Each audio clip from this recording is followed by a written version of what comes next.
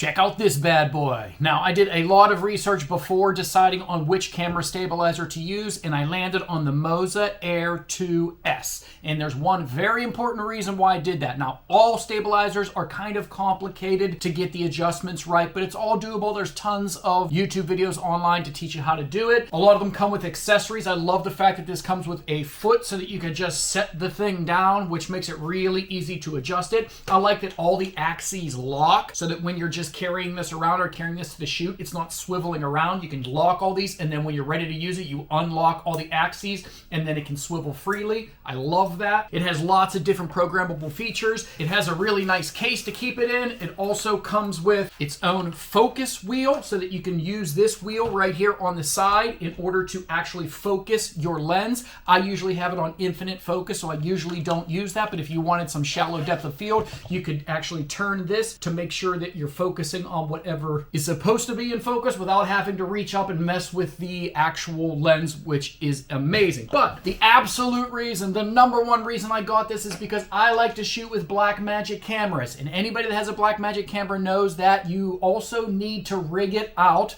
put it in a cage, because you're going to need things like SD cards and extra batteries. And that whole setup is very, very heavy. Most stabilizers are going to handle a DSLR, maybe 5 pounds, maybe 4 pounds, but this thing will do around 10 pounds, which is perfect for me. So Blackmagic camera with this big heavy cage and handle with the SD card in here, this MOZA Air 2S is able to handle it with absolutely no problem. So for me, there is no other gimbal I could really be using other than this one for the types of cameras that I'm using to shoot with. So would I recommend this? 100%. I love this thing. I use this thing, and I would definitely recommend it.